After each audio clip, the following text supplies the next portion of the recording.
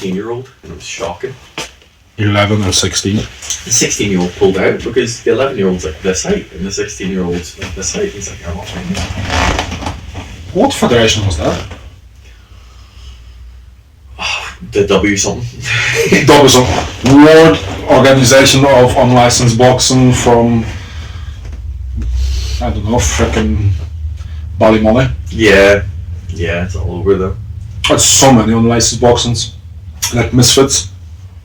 Me and a few guys were talking about Misfits. You've got Misfits, you've got that Gorilla, you've got something else, you've got over here, you've got someone nice. Some of them are really decent though. Like that Cornerstone, I was commenting on it, and they were very evenly matched. So the guy, he was just starting. In fairness, one of the guys, he literally just started fighting.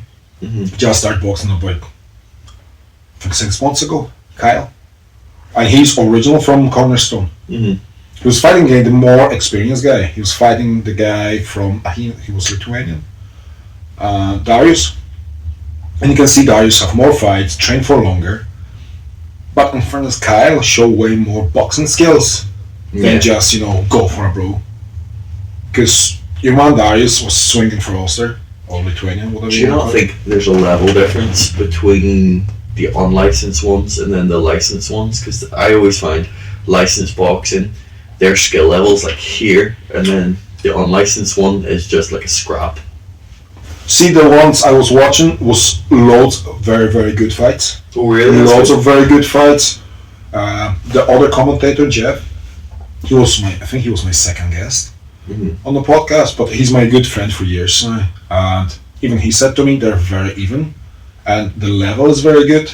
But the guys who fought, they're well known as well. So they've been in tons of shows and tons of fights. One of the guys actually just turned pro. Sorry, two of the guys turned pro.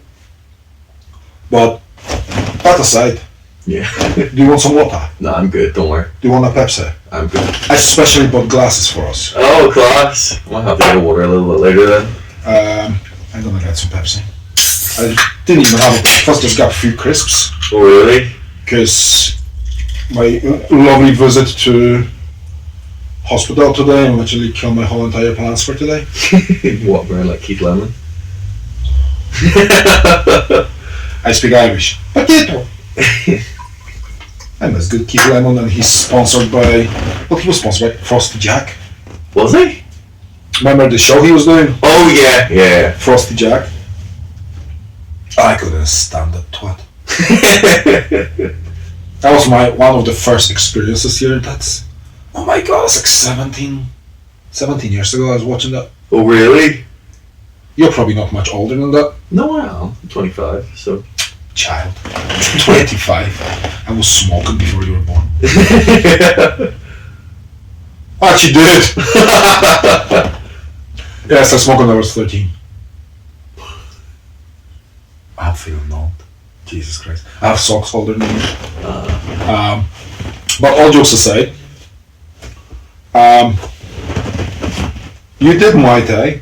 Sorry, kickboxing. Kickboxing, yeah. People always mix in Muay Thai and kickboxing, think it's the same thing. Oh, so different. That's knees, elbows. So kickboxing, you can knee, you just can't elbow. And then there's no clinch really. You can hold for like a couple seconds. Yeah, that's a good split. Yeah, there's no rest. So, in your opinion, what would be better, Muay Thai or kickboxing? Sorry, what would you prefer? I prefer kickboxing, but they're good for different reasons. Like obviously we don't elbow, but kickboxing is very moving, and then like bouncing around and stuff. Very active. Yeah? Active, that's the word I'm looking for. It's very moving. I like it. I like it. Country stuff. Don't. Let's not open the bullshit box today.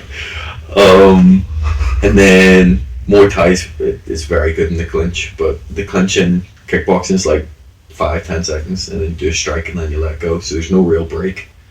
So your cardio has to be quite up for it. Your cardio is phenomenal. You make me tired watching you. So whenever we roll, you passing my guard. That's only what I want to do with you. You passing my guard. Because I'm always surprised that what the fuck is behind me whenever I was just look at him. I find the cardio in grappling's a lot easier than the cardio in kickboxing. Oh, because I'm a lazy shit. That's why I do grappling so much. Now, don't get me wrong. I find that I recover faster doing striking than doing grappling. Yeah, but I think you can sneak breaks in. That's what I find nicer with the MMA is you can sneak breaks in. Excuse me. Sorry. You can sneak breaks in, whereas you can't in kickboxing. If you just stand, you'll just get a count. Yeah. So, no, but it's good like that. No, you can sneak breaks in grappling. All depends who you're rolling with. Because some people who roll with me, they know I'm a lazy shade. Mm-hmm. And they're waiting for me just to postpone or just hold you down or try to figure out what's my next move. And like yourself, just bounce back and do something different. I'm like, oh, fuck me, I have to move again. But it's two different types of strength though, because jiu-jitsu is more isometric and then kickboxing is more explosive. But if you're explosive enough, then you can get away with it. That's what you see me jumping about. Like whenever we were rolling, what was it, 2 weeks ago or 3 weeks ago? Was a young fella come down. He was huge, like a farmer-looking big motherfucker. I can't remember his name. I think it's Curtis. Exactly. I can't remember shit. You are strong 70. You're strong 70 kilo guy who's way stronger than you're supposed to be for your weight, and you're the one who Christian have a massive problems with. Well, I was lighter then, so I'm only back up to 70 something now. So. Well, that's the way I described it to my wife. Oh. I said, what's his name? I would love to say Marlon. But I think it's something. And then I always have to go and check it. No, like Marlon Brando. Oh, fair enough. And there's Brando, so I'm like, fuck. I'm bad with names. Terrible. See, if you ever have time, look on my on my page on Instagram and just check whenever I'm writing names for the title of clips. I'm going to see some misspelled. 100%. I was doing Phil Campbell yesterday. Yeah. And I misspelled Campbell. And I apologize to everybody. So it's like, if I misspell your name, I do apologize. I'm just shit at it. And I just write something, I will mostly write your name, nickname, and your surname. Yeah. Jordan was sitting here. Woods. How the fuck you can misspell Woods? Well, hold my beer, bitch. Just watch me. You can write wool. I actually have to fix in this relay but one's already posted like a few weeks ago. It's misspelled. I say he didn't go down to it. Fucking brilliant. Don't get called out. Now, like, I always apologize. Same whenever I was announcing people as well. I always apologize to them beforehand. So like, listen, if I'm gonna fuck up your name, I'm sorry. I've got a speech impediment. It's called being Polish. That's always everyone always. The amount of times I've got my name pronounced wrong. I've had McGibbon. It's McKibben, and then I had in the last one, what was it, Mac Gibbon, like a Big Mac, because it was a huge pause. It was Mac, and then I was like, "Where's the rest of the name?" And then it goes Gibbon. And I was like, "Right, okay." So, my oldest kids, Alex and Emily, they have their dad's surname, so they're my stepkids, like kids. And their surname is McCrory. Like St. Paul. Like our champion. And like Paddock. So I keep wording them out. So you don't even know how to pronounce your own surname. And he's like, what do you mean? You said McCrory? Yeah. There's McCrory. There's another C there. Oh, but you don't say it. So why you don't say it? What's the silent C? What's the silent C? Sneaks up on you. And I just keep winding them up. Of course it's McCrory, it's not McCrory. Yeah. But I just love winding them up about it. Get under the skin. Oh, 100% every time. Some might say, like, we don't live in Belfast, we live in Dundonald. See here, I will classify that as Dundonald. Yeah. Because I let you just walk from hospital here in 5 minutes. Well, 7, because I was walking slowly. But, can I help you? I'm gonna do Attack on Titan, you bitch. Don't even know what the flies come here. The kids were here yesterday, so they probably freaking bring some fruit or something. But I will classify it here as Dundonald. Yeah. Not East Belfast, but I keep saying that. Well, it's right around the corner, so it's basically Dundonald. So here is East Belfast. That street above us is East Belfast. and street above that is not Donald. Yeah. If it's in walking distance, you're basically in Donald anyway. So. But I wouldn't classify myself as a representative of East Belfast community. No. Especially being Polish. Right, aside of me, but you don't kickbox, you prefer kickboxing than Muay Thai? No. Well, but for Muay Thai, yeah. Muay Thai's, we went over to a seminar a while ago with your guys from One Championship. That was good. Like working on the clinching and stuff. But yeah, I prefer kickboxing. I like the move. Not the movie element, but the movement element. Yeah, the active element. But then I don't mind the clinch either because it's just jiu-jitsu. It's just jiu-jitsu? Yeah. Judo? Yeah. What do you call your school? Victory Martial Arts. Victory Martial Arts. I remember typing it in and looking for the logo. Yeah. And I could not figure out, is that his logo? Then I have to go on your page for Valor. Yeah. Do you know what the logo is? The logo is... I look a little bit like gymnasts. That's my dad kicking over my mum when they first met. So he did a fly kick over my mum's head. And then okay. They did you specify that? Yeah, he did a fly kick over her head. And then he just silhouetted it and then put it as the logo. But we used to be fighting fit before then. And then rebrand. So. Fighting fit. Where are you based? Castlereagh, so just over here. Yeah, so 243. So what's that? Right across the road from, is it Modern Tires? And then there's a Tesco's sort of. The big Tesco's. Yeah, right across the road from that. And then we have you have to go into the car park. Everyone misses it because we've got our own car park, so you have to go into it. Oh, it's just like Black Stuff. See Black Stuff? Yeah. The BJJ gym. Yeah.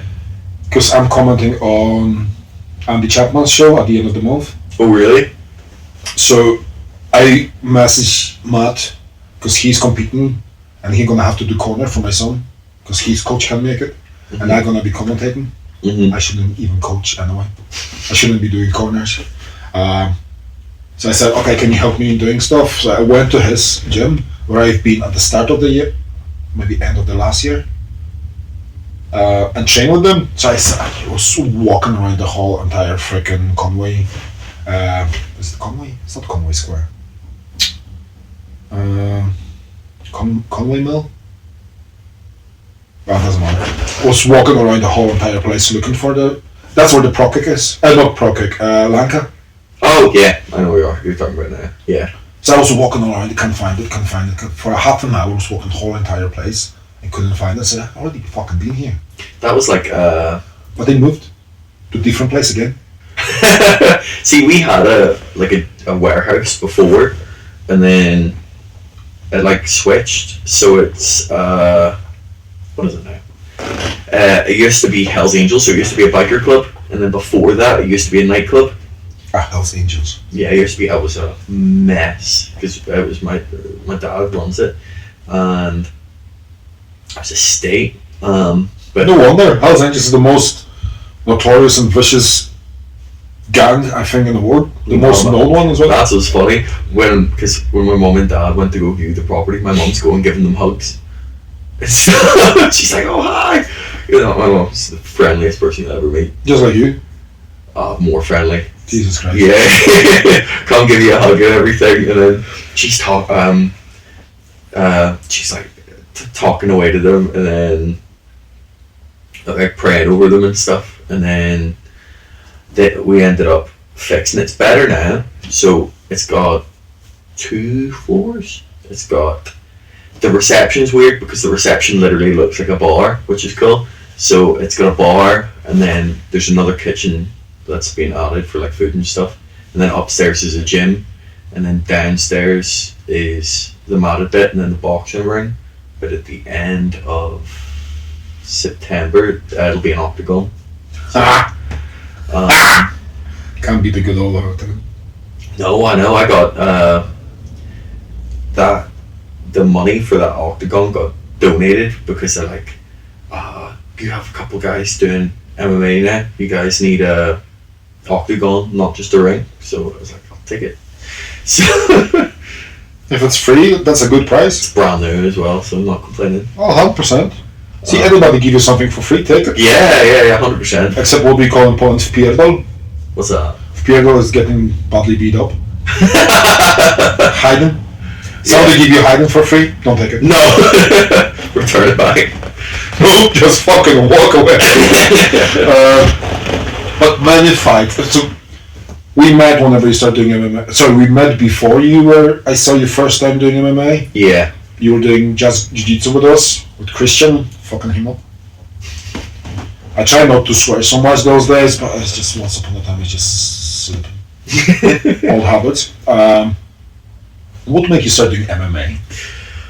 I was meant to fight a couple fights in kickboxing, and I was fighting in kickboxing, and then I was meant to fight. I had a fight in boxing, and then I think I had like 3 pull-outs in the space of like 4 weeks, and then I was already cutting weight, so I was getting sick of it. And then I had another 2 people pull out from another fight. I can't remember who one of them was because it was early on.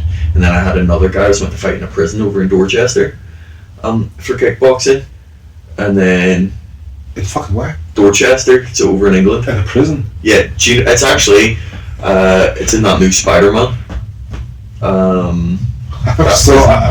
What? In a prison?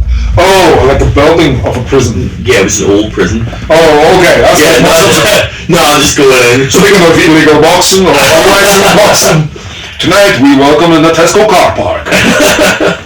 Local scrap. There is tons of them. No, I know. It's mental. I seen today on my Facebook, don't know why, I've got 1 minute beat up or something like that. Like street beefs?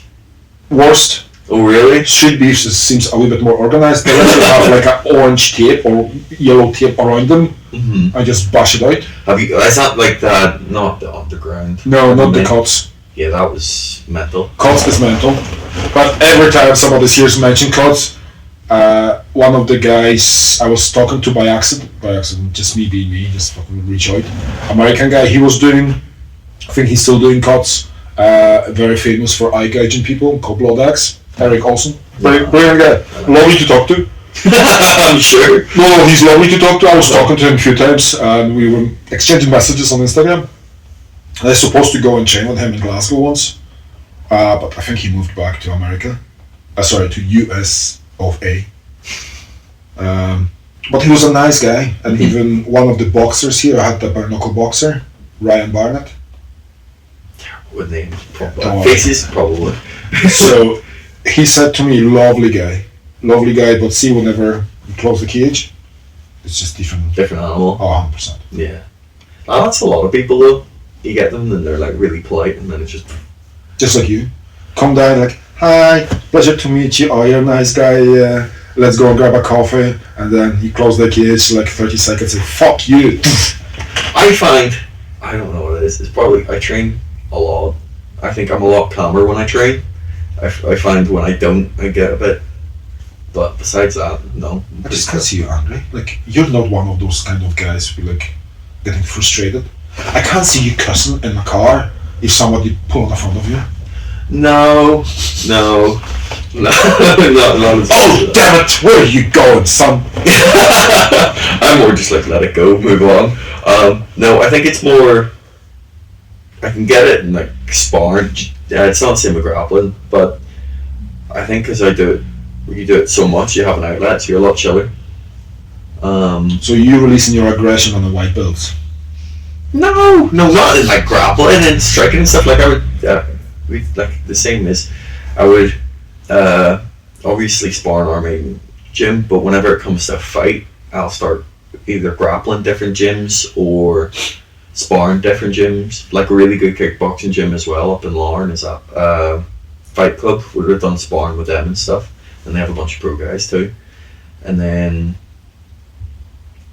obviously with yourselves with jiu-jitsu, and then I was doing Talos, pretty hard to find. I got lost like 10 times trying to find it. The head coach has to still move his ass here. But I think he has a new baby coming as well. I think so. I can't remember. It was something because we keep talking. He messaged me mentioning about Mr. Bean, Mr. Bean? Dr. Bean. Oh, Bean. Yeah, if you said Mr. Bean, that's like... Because we finished some training and he was in changing rooms in the academy. And he says to me, what he said to me? Oh yeah, Mr. Bean, haven't even mentioned Talos. And I just saw one of the comments, just going through him for not mentioning Talos, because he's training there and he's, I think, doing some helping there and coaching as well, maybe a wee bit. I'm like, oh, that's gonna sell a street beef here. Brilliant. But start talking to him. He's a lovely guy. He was doing Valor as well. Yes, was that the jiu-jitsu or was that the combat jiu-jitsu? Jiu-jitsu. The jiu-jitsu tag team. Yes. What do you think about the combat jiu-jitsu? That used to be an older thing, and then that's recently started coming back. Like, that was the young man, Eddie Bravo. Yeah, sure. My dad and stuff did combat jiu-jitsu way back. Oh yes, yeah. Oh, that's years ago. Yeah. What's your dad's name? Gary. My friend was like a champion here, Gregor Livingstone. Oh, he did it for it was I don't know what he did. I think it was Spirit Combat or something way back when, and then he's going to get annoyed. I said way back when, and then but he was kickboxing too. Like he went pro in kickboxing and stuff, so he fought all over. And then that's where you start from. Your dad tried to be like your dad, or better? Yeah. Well, no. Well, he would have taught me. His is funny because his style's completely different.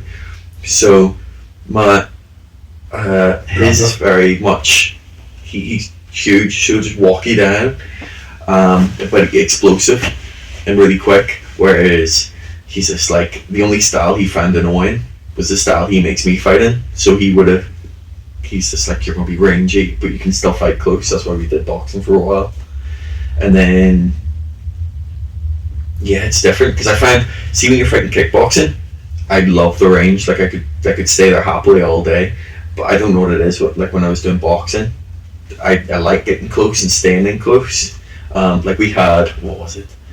Because we started boxing later, and I was fighting this guy. I think it's the only fight I took on short notice. I was on holiday in Poland, saying, yeah, shout out for you, in Krakow, and then that's the one place I've never been in. Really? Oh, it's lovely. I've been there twice now. And then, what was it? Yeah, he phoned me. I think we were leaving the Thursday night, and he phoned me the Thursday morning, and he goes, "Do you want to fight?" And I went, I go, "What weight?" And he goes, 70. He's like, "What weight are you walking at?" I was like, 70. But I don't drink, but I was drinking when I was away, because me and my missus were away. And then he goes, "Oh, perfect, it's at 70. And I went, "Right." And I go, "What level?" So, because I did the kickboxing before, he's like, "You can do elite class or whatever it was." And he's like, I was like, "How many fights does this guy have?" He's like, "Oh, like 2. I was like, "Okay." So you pick on the easy target. Oh. No, he didn't. He had way more than that. Okay. I can't remember his. That's what I will do totally. Yeah, no, yeah. Well, he won this weight class. I don't fight at the weight class. I walk about it, obviously, and then walked in there because it was meant to be an exhibition, and I got there, and then he goes, I go, "This doesn't say exhibition on the card," and he goes, "No, it's not." I went, "Right, okay," and then I look, I was like, "Were we doing weigh-ins?" There's no weigh-ins. Walked in, it's like this 6'3" black guy. That was 6'3". Yeah. How the fuck he was 70? What, his left testicle was 70? So he goes, there was no cracks. I was like, he looks way too heavy. And then he goes, to be fair, he was lovely. He goes, yeah. I go, "What weight do you walk about?" He's like, 82. I was like, "Yeah." He's like, "What weight?" I'm like, "I'm at my weight." Because that was the only one we took on such short notice. It was, and obviously I was drinking the night before. I threw up during the warm-up. And then, what was it? Won the first 2 rounds. It made me laugh because boxing coach is like, "We're going to score, we're going to control range." I'm like, "He's too lanky." So my dad took over and coached. He's 6'3" or 6'2"? Yeah. So you're what, 5'11"? Oh, it's 5'10". But he goes, my boxing coach is like, close the distance, and then my dad's like, no, run in. So I had to run in under pressure. I ended up doing really well at that, but he's just like, oh, you did really well. Wait, you walk away and said that, and then he goes, I think your head broke my hand. I'm like, I have no sympathy for that. I think your head broke my hand. Yeah. But no. I love those mismatches. Oh yeah, there's been a lot of them. We had, like, we were over in England doing like a kickboxing open, and I was fighting, I think it was, I can't remember what class it was, but I was meant to fight in like 2 different categories. I think one with shin guards, one without, I can't remember, it's weird rule set. And then, so I was fighting in this bracket, I think it was a guy from France I fought first, TKO'd him in the 3rd round. I did a spin kick over his head. And then TKO him? TKO. TKO. I was like, TKO. What's the TKO? It's the kick. Kick KO. Yeah. Well, it was like, so I did a spin and heel, and then he ducked underneath it, and then I threw a roundhouse, hit him with the toes, and then broke his ribs. And then he curled up, and then they go to me, oh, you're fighting in another 5 minutes. I was like, sweet. And like after your fight? Yeah. So he goes, you got 5 minutes to recover, you're back on. I was like, okay. And then it was. Did you even left the ring or just stay there? No, you just stood outside it. So you had to stand outside it, and then it was one of the, I can't remember. He's like this. He does a bunch of the boxing for some of the UFC guys over in Russia, and then this Chechen guy, and then I go, what weight class is this? They're like 70. I was like, right. And then because he was really good boxer, I was like, I'm not going to just stand and trade with him. So I was just scoring points for the first round because I was still knackered after it. And then he was fresh. Yeah. It's a different category. He won. He had his category earlier in the day, and another weight class above that. He won by knockout. And then he was fighting me, and it made me laugh because he started barking at me and screaming at me in the fight. He started I was like, okay. And my dad or my sister would normally corner me. I think I met your sister. Yeah. Was she involved? Yeah. So my dad and my sister was there, and then he goes, I didn't have corner, so I brought my cousin, and then my cousin knows nothing about it, so he's like, yeah, hit him in the face. Grab his dick and twist it. Yeah. And then what was it? He goes, so your guy started barking at me, and then he tried because I wasn't used to the clinch because I was used to classic kickboxing. That's why we did the tie thing afterwards. But he was like trying to grab my hands like this to start punching. So he went like that, I went kick, and I broke his orbital. And then, to be fair on him though, he continued fighting, but his eyes started to go like that. And then, I think it was shin guards? No shin guards. But I hit him with my toe, because afterwards my toe was out like that, the bone was through, so I was like, I had to put the toe back over. But, he goes, what was it? We got to the 3rd round. I think I have a video of it somewhere. And then he starts to try to scrap up to me, so I threw a 1-2. I switched to southpaw and threw another 1-2, but his eye just went. So then I won that by TKO in the 3rd round as well. And then become fuck. Flip. I'm just gonna start doing MMA and long story short. Yeah, so because I wasn't getting the fights in kickboxing, because that last one, that guy pulled out the week. How many kickboxing fights you had? Except those 2. Because that would be a tournament, like Grand Prix. A tournament, yeah. So most of them are tournaments anyway. So I don't know, maybe a couple, but I've done. It's mainly over in England whenever I could do it because it's so sparse. So I might have had one at I had the first fight at 10, but then stopped for a while, and then had another title at 16, another tournament at 18, 20, and then. So you have. What's the expression? Shitloads of fights. No, not really. It's more in kickboxing. It's so sparse. It was all tournaments, so tournaments would be more. But even with some of the fights, the amount of pullouts you have, I'd go to a tournament. I should have loads of fights, but I probably have more pullouts than I do actual fights. because the amount of people that pulled out, like that guy in the Dorchester one really annoyed me, because it was 2 days before the fight, was ready for it and stuff, and then he goes, your opponent's injured his shin. I was like, I just paid for the flights to get over here. And then he goes, yeah, he's not fighting you. And then I went, right, okay. And then like a couple hours later, the promoter was going, he put him up to match him up with someone else, but no one would fight him. So he was trying to change who he was fighting last moment, because he didn't check me up to the last moment. And then he said his shin was broken. Like maybe a day or two later, it's him kicking the heavy bag with both legs. I was like, what rubbish is he talking? But shite. Yeah. So then that's why we did the MMA. I was like, right, did that fight there. That was your first one? Yeah, we did like another tournament there before that. MMA tournament? Yeah. And then that was grand. But, yeah, that was, I think, what was that tournament? All first round finishes. So, TKO in the first round, rear naked choke in the first round of the second one, and then like a leg lock in the first round of the third one. And then how long are you doing jiu-jitsu? On and off for like a year and a bit. But and leg locking? No, not your fancy leg locking. You fucking mean my fancy? You touch my feet, I will try to fart on you. No. I'm freaking out. It's on and off. With jiu-jitsu I've done passively for a while, but it's never been a focus. It was always kickboxing. Jiu-jitsu would be like, I'll join in here, join in See the difference? People say skill, time on the mats, blah blah blah. Yeah. I do that shit for 4 years. Mm-hmm. You doing 1 year, you just jumping all over me like well, 1 year really locked in with jiu-jitsu. But but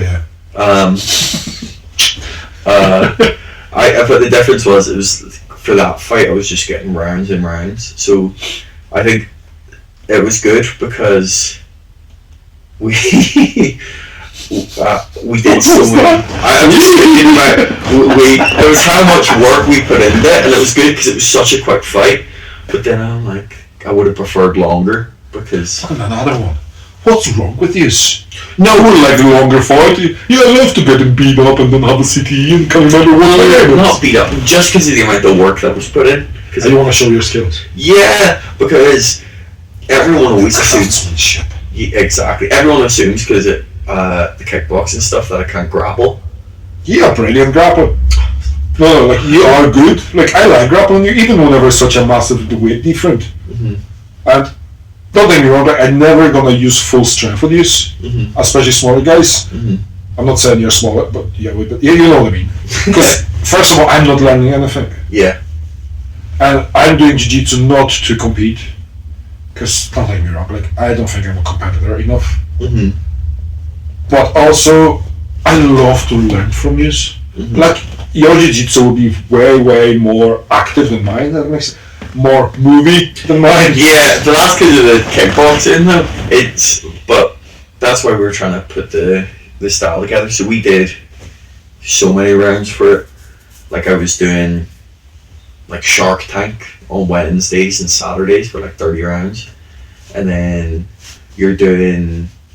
I was doing the grappling up in Talos on Fridays, and then the one on Monday with you guys. And then I'm doing pads every day, and then running and weights and all that sort of stuff. So you're 25. Yeah.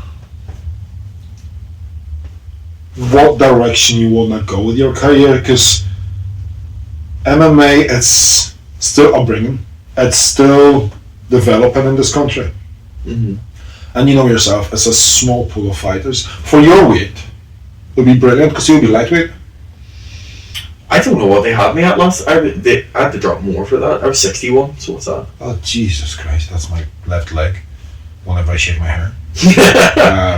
Was that bantam? No. I don't know. Is it? That's what I cut to last time, so it was big enough. 61 kilo? I think so. Yeah, so 61. I normally fought kickboxing at 65, but MMA was... So we will have a good enough amount of people here. And a few more, like I would say one more novice for you, few amateurs. Well, that was amateur there. That was already amateur? Yeah, I just went straight to that. That was amateur there. Oh, the 3 on the deep water. Oh yes. I don't mind that. But so I would say 2-3 more amateur fights, Mm-hmm. and instead of getting beat up, just turn pro. Yeah. But that's the question. There's the question I'm trying to ask. What way would you go around it? Would you prefer to go and focus just on kickboxing? Do you see the There's not future? really, so the kickboxing was good, but we were talking about that. It's like MMA's hard enough to make your name, but kickboxing's harder because it's not the same amount of no one watches it. Don't get me wrong, my kids love to watch jiu-jitsu, bare knuckle, Mm-hmm. you name it, any sports I'm watching, they want to watch it. But if I'm gonna say, I said to you, oh, I had a Ryan Barnett here. I'm bad with names. If I say bare knuckle boxer, oh, a tough guy, and he's the loveliest guy. Mm-hmm. If I say like, oh, you know Joe Rogan, oh yeah, the MMA guy. Well, he did taekwondo. And Yes, but if I will say, but Joe Rogan's a taekwondo guy, is that karate? Yeah, that It's karate just a combat show. totally, because we Combat karate. Oh yes, the one in the. yeah, there's that one, and then what was the other one? That Total Combat. That's MVP and stuff. I actually was trying to think of MVP fought Mike Perry and bare knuckle. That was a while ago, wasn't it? Yeah. I actually watched it last night. I can't sleep till like 2 o'clock, so I'm scrolling. He's very classy. He was actually in one of the tournaments I did a while ago, the Waco one. Waco. Yeah, Waco's. Waco, Texas. No, it's like Worlds, the substitute, because there was loads of them. Do you know Raymond Daniels? I'm bad with names. But He- more like you know. He fought in Bellator, but then he fought in Glory, and then he fought that. He was actually in one of the tournaments a while ago. Not my weight class, obviously. But he was really good. He's the one who you've probably seen as well. He did in an MMA fight, he did like a 360, like hook. So he jumped, spun twice in the air, and went bang, and knocked the guy out. More likely saw it. Yeah, See, I see so much of it. oversaturated. Yes, and because I can't sleep, Yeah. so I keep watching random fights. But I love the old times of Pride. Yeah. The old Pancrase. I used to watch Pancrase like a freaking, like a maniac. Well, Dad went over to, was it Vegas for a while? He did a seminar or two with Boss Rudin. Oh, I was just about to say Baz Rutten And then he and did. your man Shamrock. He did with Shamrock as well. He said it made him laugh because he. No, I won't say that. I get told off. It's too late now. Yeah. But because there was a couple of them, he got told off. I'm gonna give you some truth, son. Oh, perfect. He got told off because what was it? It's everyone says Boss Rudin, but it's Boss. Baz Rutten. So everyone was getting salty with that, and then he was waiting to get like a autograph from Frank Shamrock, and he didn't realise till after he was the only guy in the line. It was all the women in the line for Frank Shamrock. But he was really good though. I watched it today. Before you come down, I was watching scrolling and was watching Boss Rutten. I guess Ken Shamrock is the older brother, Frank Shamrock. Mhm. Getting slapped. He was such a good grappler as well, and then I think because of him, Bass have to learn how to grapple. yeah, well he always said, because my dad took that, he got decent at his leg locks, so my dad was like, it was the same thing going in for this. He's like I can do a bunch of different moves, but he's like, get really, really good at 3, and then just stick to that. And you stick to the tickle people's toes. Yeah. No, I don't even do leg locks here. I don't know what you're on about. I like an arm bar, but I do like an arm bar and get most people with an arm I bar. think you got me with the armbar as I well. got you a couple times with an arm bar. But I do. I see you with the armbar and anything like that. Since I see a wee bit pressure, I'm tapping because I break like stupid. It's also a lot of people don't start doing like spazzy stuff with their arm bar. They'll go straight for the arm bar and then open their knees instead of keeping them together. I love whenever I feel like somebody who's good in arm bars, get my arm and start grabbing me from under my tricep. and just slowly go up. And I know my arm ain't bent that way. Well, I like the slow ones, but then I also like the flingy ones because that's how I got the last one as well. Was I just flung myself, but we dropped that loads of times. And then you have your contingency for if it misses. That's why I think kickboxing is very reactionary, but Reactionary, that's a good word. whereas jiu-jitsu is more patterns. So it's kind of like chess. If you know the setup Yeah. for the other one, then you're okay. But it's knowing enough. Now tell me that. Would you consider going and do some boxing as well? I did boxing for Like, if somebody offered you a fight. Now I don't mind boxing, but I find you get more injured in boxing than you do in MMA or kickboxing because it just goes and goes and goes. One thing from experience and what I saw at that show, it's I don't want to say coaching mistakes because everybody have different style of coaching, but as good Paddy inside the ring as a referee was, some coaches need to actually pull the finger out and start watching after the fighters. I watched the guy get KO'd 3 times. That's the dangerous thing with boxing. To be fair, I would. Yeah, 3 times. Yeah. And it was not KO like, boom, Like are we better rattled? The guy went down completely. That was like 2 seconds, he was up again. But that brain inside that head still going freaking maracas. A lot of it'll be muscle memory though, but it's not so much what happens to you there, it's what happens to you later. After? Because that's what happened with, what was it? Nigel Benn and Gerald McLennan. Because they went for, what was it? Nigel Benn got dropped early, and then he came back, and then he was dropping McLennan a couple times, but he was still up. But one of the things, it's why you need good referees. They weren't clicking. He wasn't biting down on his mouth guard, which is a sign you've got brain damage. So he's like this, trying to hold on the mouth guard, and then he was like deaf and blind and stuff for a while, and then he started to go to side back now, but he's not the same. He's like in a wheelchair now, and he was meant to be the next Mike Tyson after that as well.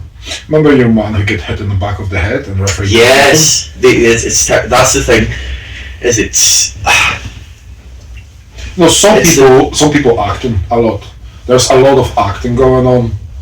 what was that one recently? Is it Herb Dean talking about the back of the head with Brad? Yeah. It's like, oh, if you don't hit the mohawk, then you're fine. I'm like, if you're hitting the bridge, you're too far. The difference is maybe you can argue the kick because they obviously can't control it, but if you're punching, you can control where your hand goes. So Also, legally that's okay. Doing here, that's in the so. Yeah. You in that ring, or octagon, or freaking circle, or whatever you wanna call it now, with a reason for it, right? And I'm not teaching anybody because I'm the referee. I'm gonna have some referees here. The problem in my head starts if I'm refereeing your fight, being inside. My priority will be safety. safety, yeah, 100%. Like Luke on Wallace, my brother said to me, "Oh, he stopped it way too early your fight." I was like, "No." In my opinion, he didn't. Yes, I was conscious, everything was okay. I did not have a fucking clue what to do, and that's my mistake. Yeah, like there was. So he knew, like the guy. Let's face it, the guy was nearly 30 kilos heavier than me. He was huge, and even whenever his hits weren't. I don't know what powerful. Frick me! Like you've got 120 kilo fella Donkey Kong in you. There is no answer to it. Like even if I tried, I said to my brother, if he did not stop it, I will get badly injured. Yeah. I think that's the difference though, because you can. I like it, but I don't like it at the same time. Like the 10 count rule, because you obviously don't get that in MMA. If you get. Sometimes you get clipped and then they stop it too early, which is really annoying. And then I know Wallace should stop it when I clip him. yeah, I don't know why you went there. Here, go for it, Gilly. Fuck up. Everybody's taking a piss of it. I was nice about it, to be fair. Yes. I was very nice about it. You had it up until you went for the ground. No. But that's the thing though, is like you said, it's one having the corner that's out for you as well. Because the guys that didn't stop the fights, that was my point. The guys, I was watching it, and even Jeff said to me, it's like I think the corner slept in here. I was a few times, just like, they might have went for a coffee, and the fella was just fighting. And there was no even directions of what to do, it was just shouting and banging the ring. Do you know, yeah, like, what was it? It's listening to the corner, like, we went, I think there was, even though I can't remember what gym it was at that Valley one as well. There was a guy who came up to me, he wasn't even quartering, he goes, "That's my fighter." I went, "Yeah?" And he goes, because he was doing an MMA fight, I think it was one of the younger ones, because he couldn't strike. And then he goes, "He's got no grappling." And I go, "Why is he in there?" He's like, "Oh, he's a world-class kickboxer." I was like, "Yeah." And then he's just like, I'm just sitting there like, uh-huh. And then he's like, I remember. against the ginger one, was it? And The wee guy with the Michael Jackson? Yes, because he's like, "Oh, he's got no grappling." And in my head, I'm like, why are you sending him out there if he can't grapple? Because obviously you can't even hit to the head, so you lose your biggest advantage.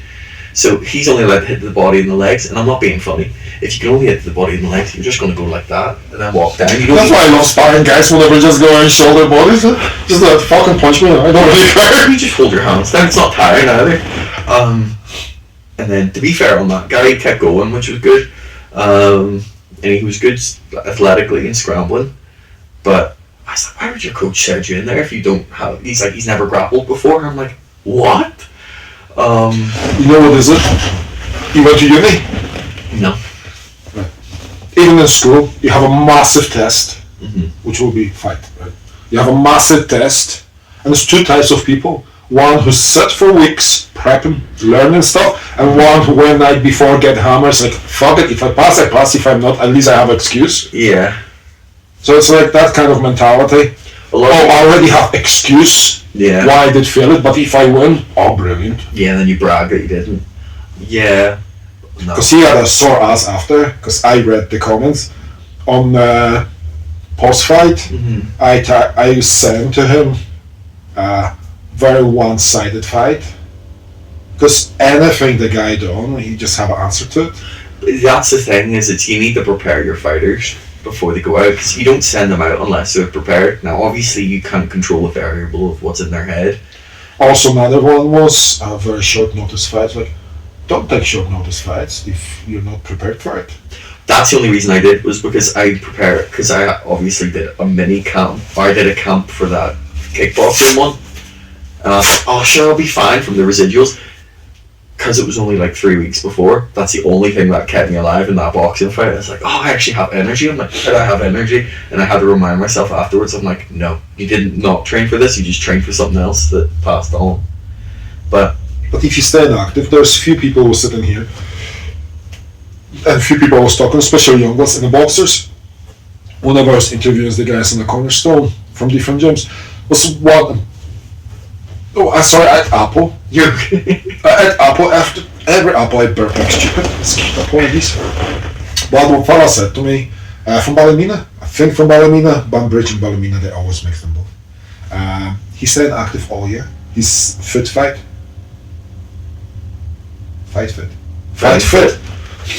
fit, fight. All year. So he's all the time training, constantly. We like that. Also, I couldn't be a weight on here though. There's not even that. How long? How long till your body gets on you? That's why you have camps. So like we would stay generally fit. Like I'm still training it a lot, but when you're fighting, you're training like a lot. Like that fight, particularly, I trained a lot. Like I was doing 6 days a week, and I was doing like 4 hours a day, and then. And you work and accept that as well. Yeah, but it's fine. I enjoy it. If I didn't get my training done, I was quite disciplined with that. The only bit I found hard was the food, but no, genuinely. And then see if it wasn't a food problem, I would be fine. But like if I didn't have time to train, like I would just stay up through the night and just train until I got it done. And like I go shadow walks in the garden, or I'd hit the reflex bag or the heavy bag and then do weights if I didn't finish it, and then come home, or I'd stay in the gym late, finish that, and then drive home. drive home for you, it's a fucking... It's like an hour, yeah. I'm actually going today. That's why I was asking, are you going to work? Or are you going back home? Because my wife's taking kids down. I said, I might just go with you. I'm sorry, man. No, don't worry, no, she's staying in. That's why, because I was supposed to meet you at the gym today. But I was supposed to boxing beforehand. Because I was boxing with that shit. Today? No. I went to hospital because on Friday or Saturday it's just getting really bad, and my wife said like, no more training if you don't get it sorted. And she said to me, I meet you middle ground. Our neighbour, she's a nurse, and she working with people with problems, like what you call it, therapy, whatever, blah blah, recovery. Yeah. She looked at it and said, you need to go and get a scan on Saturday. It's like, why? Because that's not supposed to click for a start, that's not supposed to move for a start, it's swollen, and you can't even grab me. So I can't grab you. I said, yeah, with 4 fingers. That doesn't work. So she says to me, like, can you lean on it? It's like, no, I can't put any pressure in because it's sore and I can't do that. You got the claw hand from Scary Movie. Sweet movie. Grab my That's my strong But I went today and find out exactly what is it, so it's a few months off. Oh, so what is it? Is it like compound fracture? Here, some, whatever you call it. And there's some 2 things, whatever you call them, they're all swollen and really bad. But because I'm grappling and boxing and doing other stuff, I think, grappling's not going to help you. See, whenever we were grappling on Monday, that's why I keep it strapped. That's why I was going for chokes more than that. I was like, no, I tried to move myself and I'd be leaning on my elbow and shit. Over years, I learned how to like deflect from the pain and do something else to not use that part. Yeah. But I would say next week I'm gonna be back grappling, but just using one hand and probably use that all the time. It's annoying as hell. The doctor said to me 2 or 3 months, and I could not tell the doctor today. That's already like 10 weeks. We did. I've done it in my hands loads of times. Like this knuckle still comes out, but it's this one, isn't it? Yeah, it's always the small one. It's always that one. We were doing. I can't remember. It was like a thing when I was younger. You got like the, like the boards you punch. Yeah. So we were doing like the punch on the boards. Too much Steven Seagal movies. Yeah, but these were like the really thick ones. So you had that. If you missed it, you'd break your hand. So punch through it. It was grand. It was maybe about this thick because it's like the rebreakable boards, but it was like this like thermoset in plastic. And my mate was like, one of my spar partners was holding it because we were just showing it for like kids or whatever. And he, as I'm talking, he turned it so my knuckle caught the end of the board and then was hanging off. And I was like, right, let's go. And I looked down and my knuckles like hanging. I'm like, and I'm trying to, the adrenaline's set in, so I don't feel anything just yet. I'm like, I'm looking at it. And he's like, what's up? I'm like, just go hang with the kids for 2 seconds. And I was like, right, I can't be asked going to hospital. I'm just going to push it over. So I went to like the storage closet and then I pushed it over. I was like, oh no, because that knuckle was over that knuckle. And I'm like, right, I gotta bring this back. So I had to get a pencil, put the pencil in, and then push it back. So then it's still hanging. So then I just duct taped it, and then I think I had to keep re-duct taping it for ages.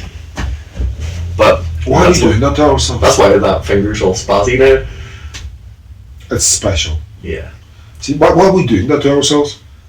Okay, we do MMA, grappling, boxing, Muay Thai, you name it, like getting beat up for fun of it, and in your case for future career, and my case just, I don't know, have any reach for no reason whatsoever. But and then going to doctor or dentist and say, no, I'm not going. It's the same as that. Like, it's like my missus is like a dental nurse as well, but I'm fine with that. But you think, oh, you get your teeth fixed or whatever. No, it's you got plaque in your teeth. You need to fix that. I was like, right, okay. So and then, but to be fair, she's really good though because biggest supporter, but also like a really honest critic. So we would be like, I remember your breath stinks. No, not like that. So, but is she not saying you have something in your teeth? Oh, she would, yeah, 100%. But no, she'd be like, what was it? I think it was out when I fought that French guy, and she's like, your hands are a bit low though. I'm like, I dropped them. She's like, but your hands are low though. And I'm like, right, okay. And I was like, but we won. She's just like, yeah, but fix your hands for next time. I was like, right, okay. And then, what was it? She went to, I think I did one jiu-jitsu. She fights as well? No, I make her join in, but no.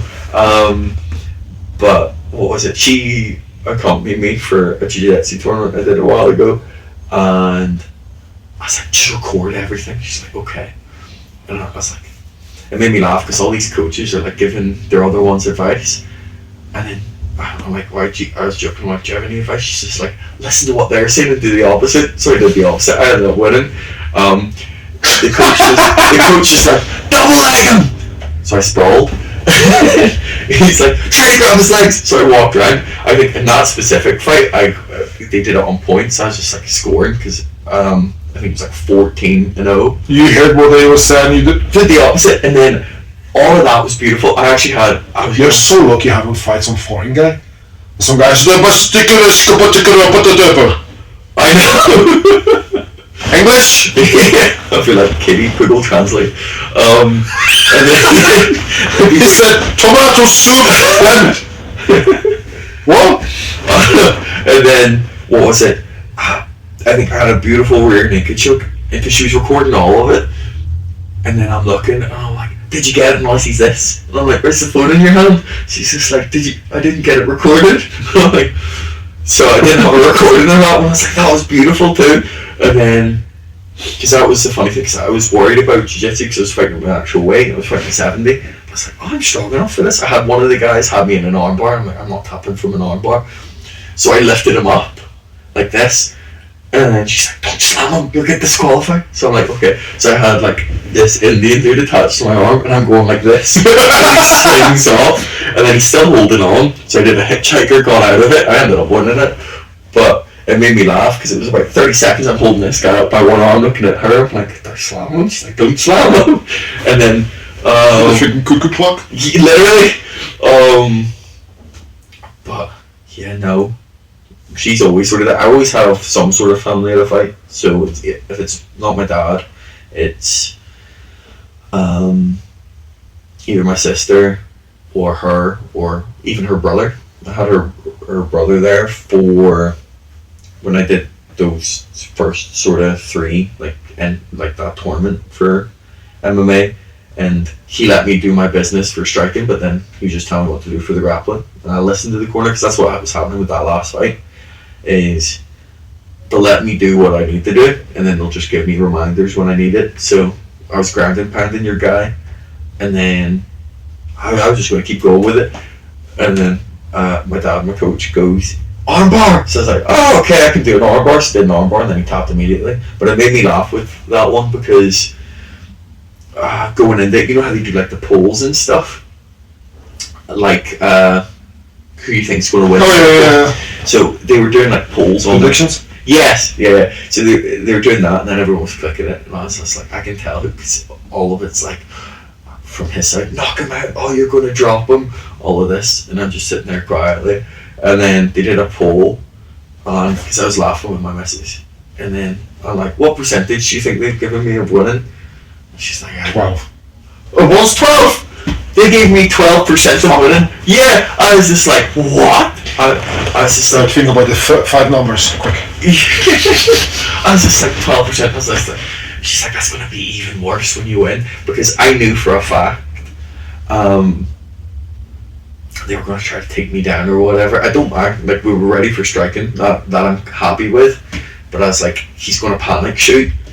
So I faked low. I knew he faked low because there's even a photo of me connecting with it. Oh, here's like, and then he panicked with the head kick because a lot of them do like the MMA kick, especially an amateur, of like up rather than turn the hips over all the time. Because if you turn the hips over, you can change the kick.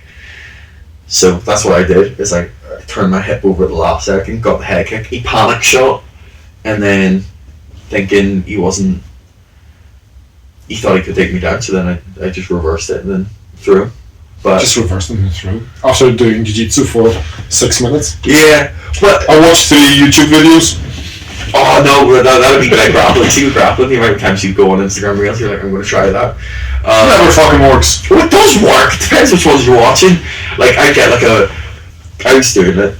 It was actually the last time I grappled you. I was doing like bicep splicers and stuff. But I ended the way I learned that originally was from videos.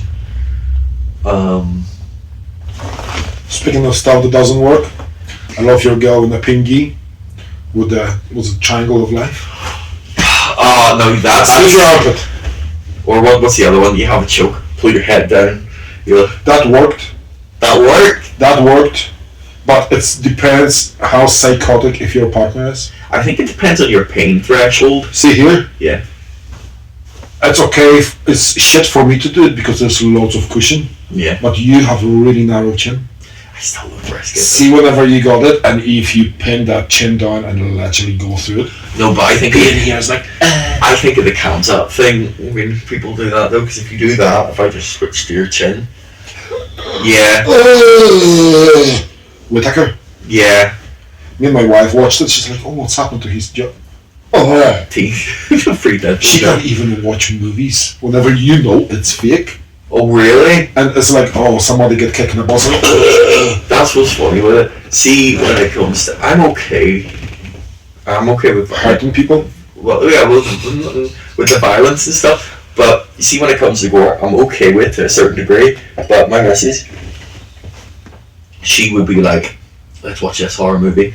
Same with like her brother. They'll be watching horror movies, and I'll be like, see fighting, fine with, not scared of that. See anything spooky? No, I'm not dealing with it. And then they'll be sitting there watching me like this, laughing their head off if someone's like getting their head ripped off, or they'd be like, oh. That turns my stomach.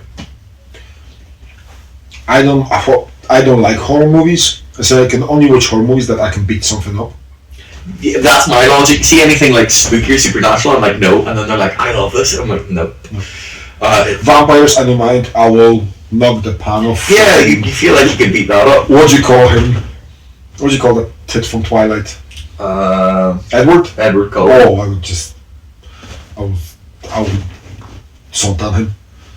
But like Jacob, the werewolf guy. Yeah. I will have a fair date with him. Do you know he used to do martial arts as well? My dad went he was competing in something, and then he was performing in it with the weapons and stuff at the same time because he was competing in the same tournament in America. I don't even know what's happened to him because he just disappeared from scene. He does little stuff from time to time, like he did that.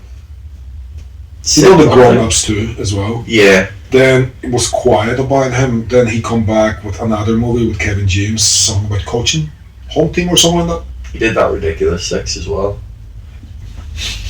That was actually good. Yeah. Because we were watching the grown-ups too the other day, and he appears, and my son says, "Oh, that's a twat from Twilight." I'm like, okay, fair. And what was it? We started talking about the Twilight, and somehow one of the kids said, like, "Oh, I'm curious, what was his first movie?" So the first time I saw him was a Lava Girl and a Shark Boy. Shark Boy, yeah, I knew that's what you were going to say. I actually used to like that movie. Oh, it's not aged well. No, it's not aged well at all. Me and Tuferi were talking about games. Do you play any games? Yeah. So, are you a big gamer or like a hoppus gamer? It depends what game you're talking. What do you play? I played like Resident Evil and stuff. Oh, I don't like horrors. No, that's not hard. You have control of the game, and then. No. See all those games. Yeah. I always freak out to turn back. Yeah. Do you know what? It always starts the same way with Resident Evil. It will start off very scary, and then it'll just turn into straight action. Because that's the same with that new one. It started very scary, and then. Nope. No. And then your basic Call of Duty stuff, and then UFC. See, otherwise, you will have my remote or my controller right on the freaking TV screen. It's like, fuck you. Not from the anger, just like, I told my wife, never try to scare me because that's a really stupid idea. Mm-hmm. And twice she done it, and she didn't regret it, but it was very close. I was coming back from work or somewhere. It was late at night. I would say I was about 12, maybe 1, and she hid behind her big Jeep.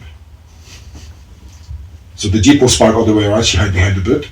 And I was walking back, and I was already tired. Maybe I was coming back from training, can't even remember. It was dark. Mm-hmm. And she jumped from the behind the car.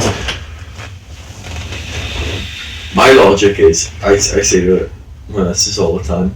I'm like, if it's anything I can physically hit, I'll deal with. If it's anything spooky, you can handle. Yeah. Yeah. I'm like, nah. You know, the first movie we watched together as a couple was Morbius. Oh, it's terrible. Yeah, horrific movie. A ball grinder. You prefer to put your balls in a grinder than watch it again. But she recommended that we have to watch A House of Thousand Corpses. And I said, I'm not really into that kind of nonsense. Yeah. And she says, oh, we have to watch it. And we watched near the end of the movie, way after halfway through the movie. She said, that's actually not the movie I was wanted to watch. So, no shit. That's the most ridiculous movie I ever seen. But I get so into it, I had to finish it, and I finished all 3 of them. Oh, class. And I'm a child of watching from dusk to dawn. Dusted on, yeah. And to me, that was gory. But I was freaking 14 whenever I watched it. And Yeah. that was fine for me. Mhm. See, those 3 movies, new level of gore. Like, it's just bizarre. Haunted Hill, what was it? Or The Hill Have Eyes? The hillbilly one. Yeah, one of the all like That one was okay. Dave, pure spazatrons. there's a couple we've watched. So I think I've watched pretty much all of them with them now. The Home with Pete Davidson's pretty good. I don't like horror movies, but to me, see, if I ever get, I know one thing, right? Mhm. If any other some random circumstance, right? If something random happens, Mhm. and I'm by some chance stuck in the woods, and I'm start freaking out, I don't really care what is it. I'm grabbing a stick and bashing the head out of it. If it's some random guy with a freaking axe gonna try to chase me, having 3 eyes, getting one of those eyes freaking pulled out, I don't really care. And that's why I don't go to forests anyway. I don't really like forests, especially the one I don't know. That's one thing our gym's done the past couple of years is we do like speaking of forests, we do like a mountaintop training. So we'll go like 2-3 days up in like the Mourns, or I can't remember the name of the other mountain, can never pronounce it. But Vanilla? yes, Oh! spot on. But I can't imagine a Polish guy teach you something. There you go. I'll end up saying like banana or something. Banana. But no, we would do like kickboxing, like jiu-jitsu, and then a bit of MMA and stuff up there. But then you do your strength and conditioning. So then you do like you do hill sprints and stuff, and then you get to like midway through the top, and you do pads, and then you have someone you do like Shark Tank with the pads. So you'd have one person trying to hit you while you dodge them while you're trying to hit the pads, and then when we're back down, obviously on the grass, and you do your grappling and stuff. But that's good. That's exhausting as well because you're hiking the whole day. See the hill sprints? Mm-hmm. I find the cheat code. What? Don't do them. See when I was playing for nights, Uh-huh. one of the, not punishments, but whenever the coach was a little bit of a man parts, he would start getting like conditioning, like going through us, and it was hill sprints. Mhm. So I figure out I find the slowest guy, which I'm a tiny bit faster, but he can go longer. Mm-hmm. And I was stuck right beside him. So I come up and hold to him, try to get him up the hill, or figure out who's sick, or like the weakest link, and stuck to the weakest link, looking like I can help with them. So the coach thinks, oh, he's a nice guy, you know, like he tried to support the guys. Like, no, I'm actually fucked here. Once we were doing the full rugby pitch, this full side was sprint, jog, and I thought we're doing that 3 times or 6 times. So to me it was 3 full pitches in my head. It was 6 full pitches or something like that. And I bolted all I had done in those 3 3 laps, and I'm like, oh, God, I'm not so bad, but I see that everybody else keep running, and even me giving 100%, I was still like a mid-pack. And I see everybody's keep running. It's like, what you doing? We're halfway there. The fuck? What did I do? I remember coming back home. My lungs were on fire. Like, you know that cold feeling you can't take. It's like iron. Yes. Yeah. And I tried to take a breath. I was like, going downstairs, like, oh shit, my feet, my knees, my ass, every single particle of my body was screaming, you're too old, don't do that. See, when it comes to like conditioning and stuff, my coach, my dad, would have been. It's I like to say my coach, my dad. Yeah, it's the same thing. He's very locked in when it comes to that, so that would have been priority number like 1. So like whenever we did it, the amount of times you feel like you're redlining the whole time. Redlining?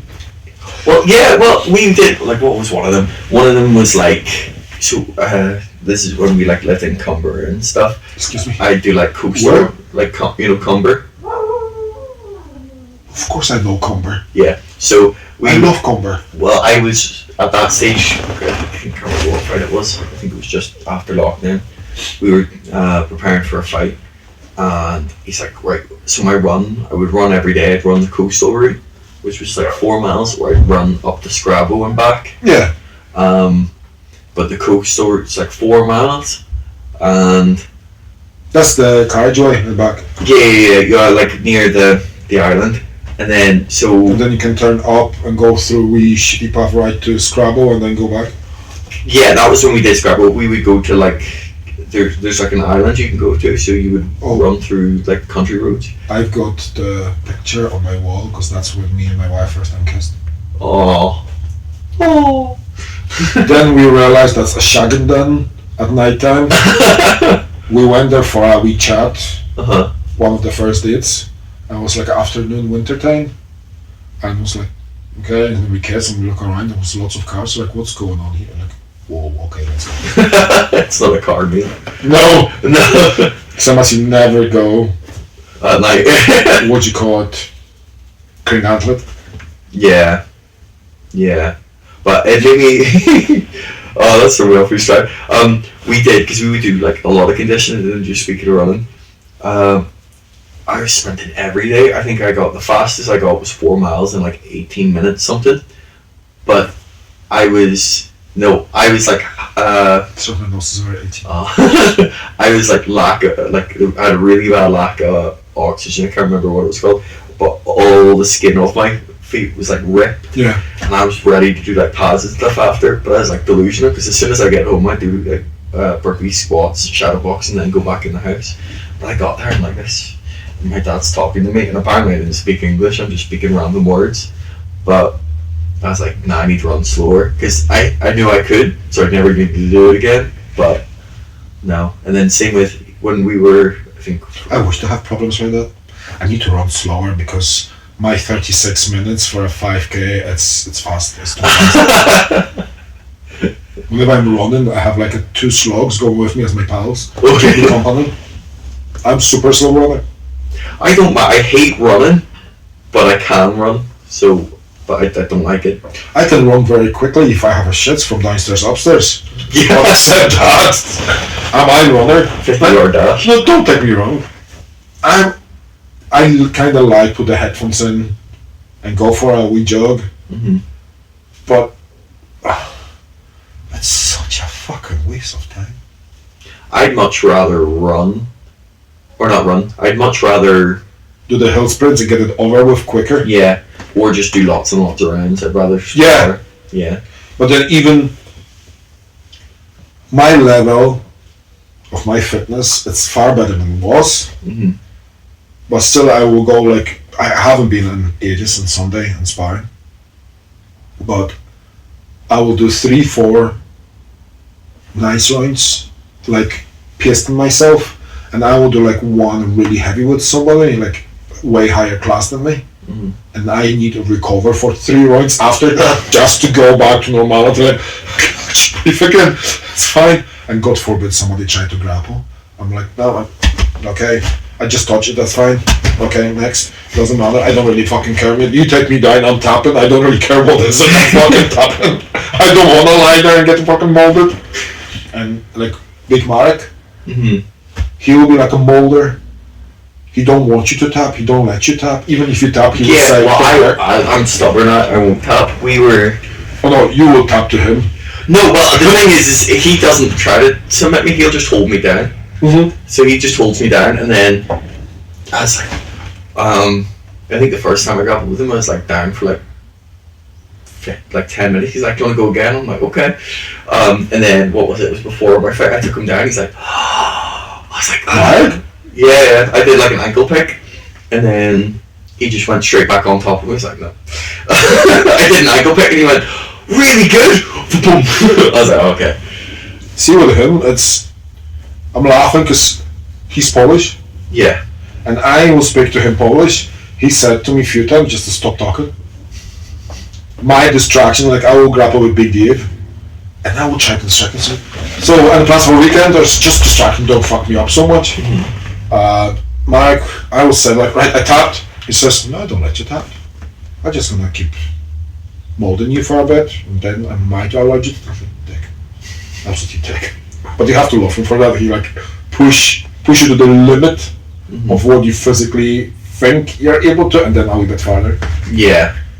Well, that was the thing, because I was like, if you get him, then you genuinely get him, but he's not going to give anything to you. Oh no, 100% no. So it was the same with the position. I was like, oh. But then you get people like that. I prefer that though, when you actually have to get it. See when you're going against someone who's really good, and then they just give it to you. Like, I'd much rather than go hard. I take it. Yeah, I don't see. It's a hard. See, it doesn't matter what. Like, if the really good guy don't give it to me, like that's fine. But if they give it to me, so fucking I take all of it. Yeah. I took you down, brilliant. We're gonna start now. Fine. We did. We go live. So like, no, sorry, I'm off air. It made me laugh. We went. I went by myself. I went to a seminar. Mighty Mouse. Oh, why? And I was just like, because he was doing his drills and stuff the whole time, and then at the end of it, I'm just sitting there, and then he goes, okay, now we're going to go through leg locks, and just flip me. I was like, what? Because I wasn't even, I was just sitting there ready for a photo, and he goes, okay, so I had my phone in my hand, he just flips me over, and he's like, right, leg lock, leg lock, leg lock. Did about 30 leg locks. I'm like, didn't even attempt anything. Well, no, you get, it's surprising, because obviously the bigger guys, you expect them to be strong, but with him, he was just so fast. Have you seen him grappling with the guy? Is that purple belt? It's like 250 or something like that. It was like fucking 4 times his size.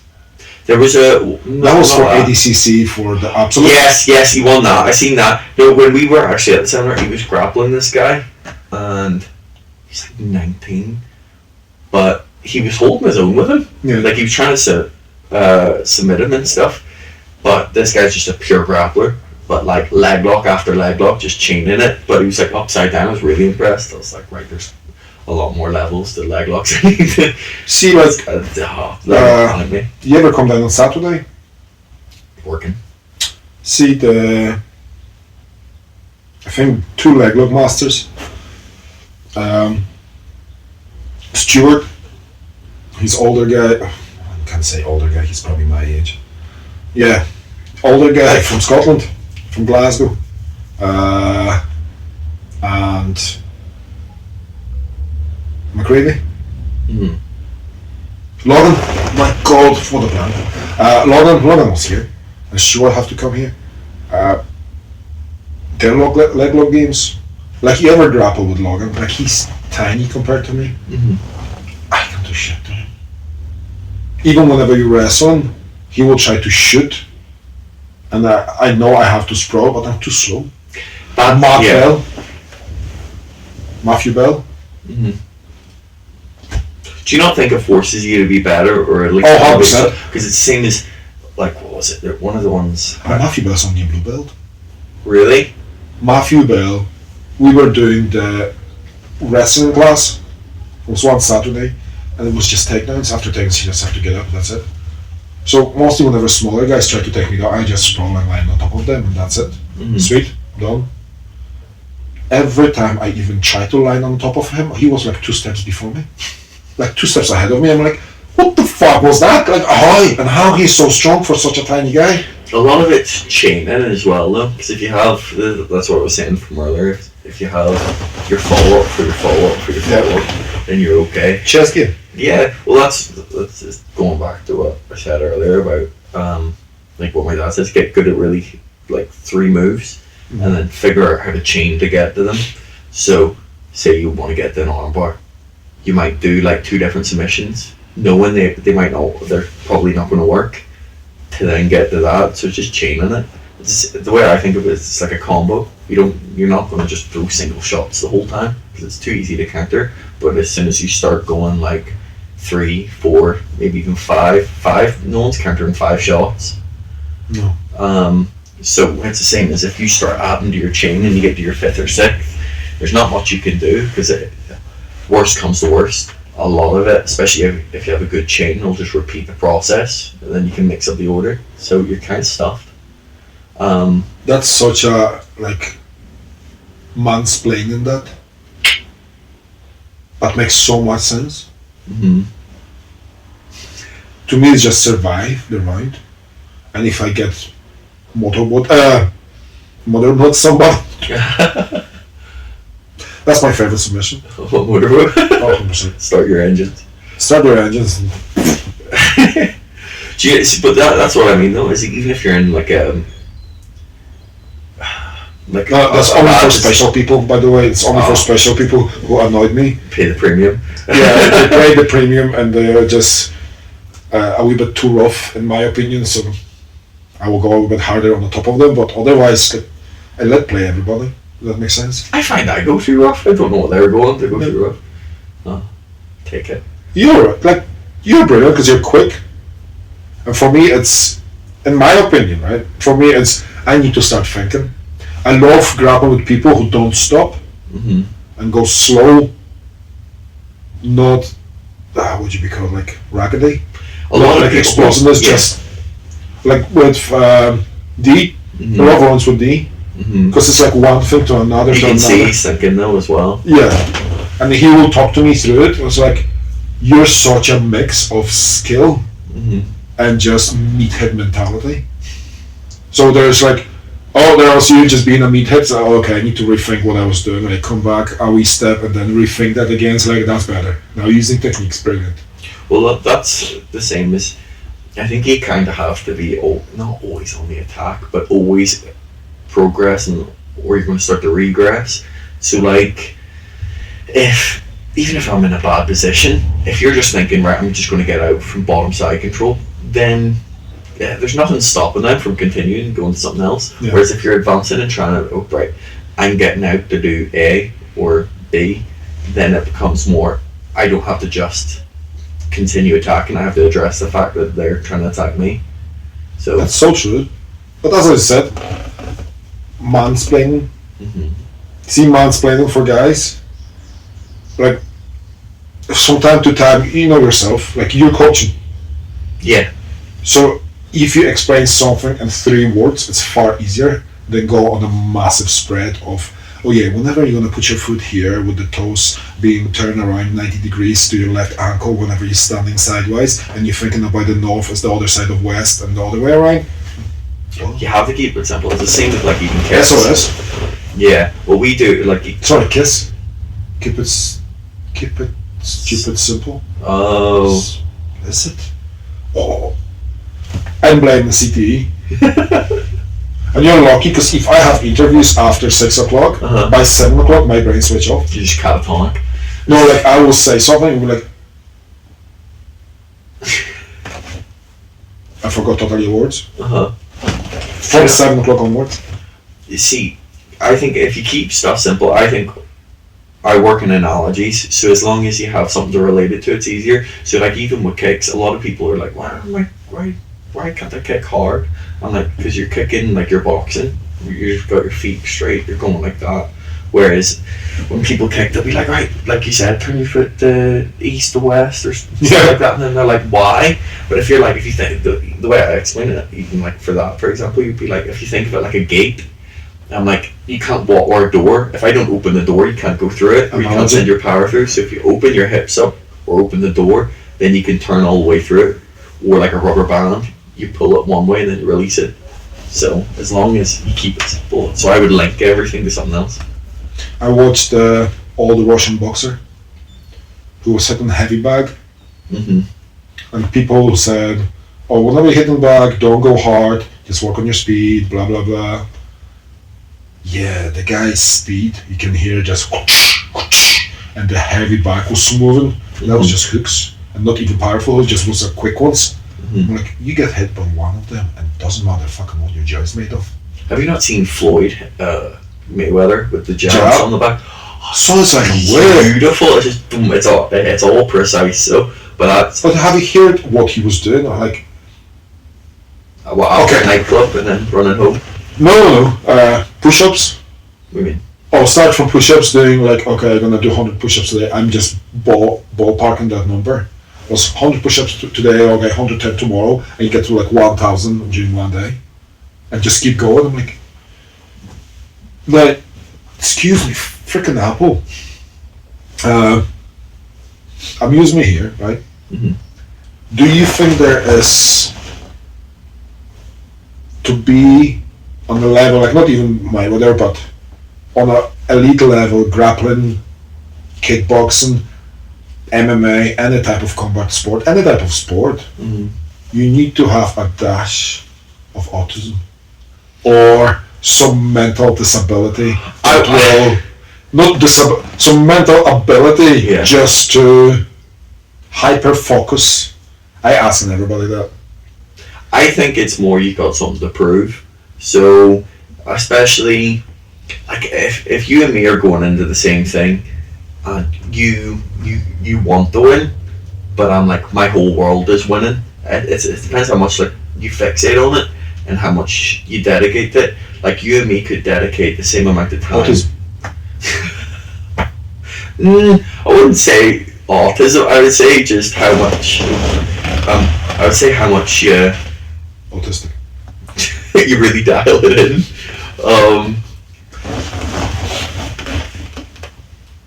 I'm OCD, like stupid. So I'm also over-analyzing shit, which I shouldn't at times. But I know from talking to different fighters and different athletes, you need a wee dash of autism to be hyper-focused, especially our high-level ones. To be at that level, you have talents. It's a one thing, but I think that wee dash of autism, or like just fixation on that. So it's like I wouldn't say so cherry on top. I think it's more. I think if you've got something to prove, you've got a lot further to go. Because if you've got something to prove, then you're going to push yourself a lot more, rather than someone who's like, I really want this, or someone who's like, I have to have this. Your mentality's different. One's like, I'm going to work towards it. The other one's like, I've got no other option. So you kind of have to go in of, I have to have this. There's no other option, and you have to take everything off the table. There's a beautiful thing I heard years ago. Stallone was talking about it's not how hard you can hit, it's how hard you can get hit and then still keep going. All that nonsense. That was a 50 Cent. And I might botch it, but 50 Cent said about success. And he said his uncle basically showed him what's mean to want it. What's the difference between want to succeed and actually succeed? So the whole story was he grabbed his head, pushed underwater, and he tried to go for a wee bit of air. So you see, that's how you be successful. You want that, you need it, and that's how fucking hard you have to fight for it. Yeah, it's like there's no other option. Exactly. I think that's the best way to be, because it's the same as everyone's after the same goal.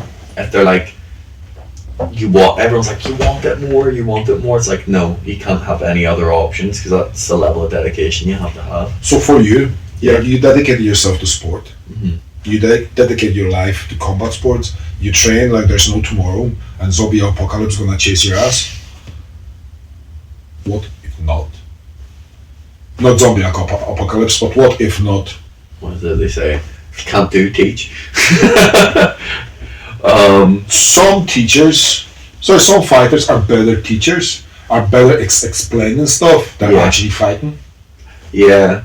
But if you not succeed with fighting, which I know you will, because that's your mentality and that's who you are, and you're the person I will want my kids to look up to. Mm-hmm. That makes sense? Mm-hmm. Because the way you are, how humble you are, how clever you are, you succeed in different parts of life. Mm-hmm. So to me, that's role modeling to the expert level. Yeah. That's like level 6,000. But let's say, where I'm going with that, I had Sean O'Hagan here. Mm-hmm. Except he's a massive guy, a massive strong man personality. Mm-hmm. The biggest strongman in the world, 7 foot, just ridiculous size. But his career collapsed and he went the wrong way. Mm-hmm. Is that the drive we need to have to do something? Yeah, I think it's very easy to get lost if you. I'm. A lot of people go through aimless. If you don't have a goal, it's not going to go very well. Yeah. It's everyone's like, you need to know what you want to do when you're older. Not necessarily, but you need to have a general direction. Yeah. Because if you're going through aimlessly, then that's how you get into dodgy stuff. Because you're like, oh, I've got nowhere to be, I've got nowhere to go, sort of thing. Also, you have a massive supporter behind you as well. You have your calling, like you're a big Christian. Yeah. So that set of values in your head. Mm-hmm. Sorry, there's a certain set of values in your head already, as your beliefs and everything. That's what keep you straight and narrow. Yeah, or your drive to succeed. Yeah, well, there's different goals. There's obviously the personal goal of you want to elevate yourself, but then if you're in a higher position, then you can elevate God as well.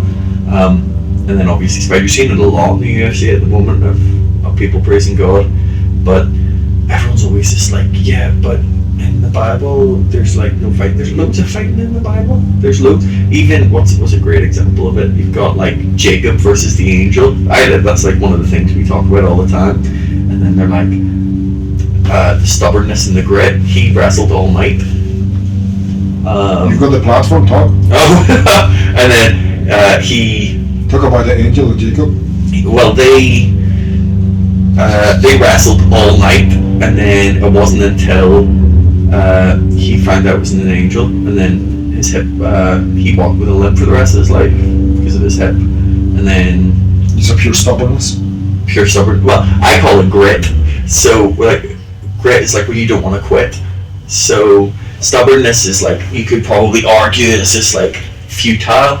So grit is in like, I trust in my own ability. I'm going to keep going and pushing and pushing. Whereas stubbornness is, even if I know I'm going to lose, I'm going to keep going and going and going.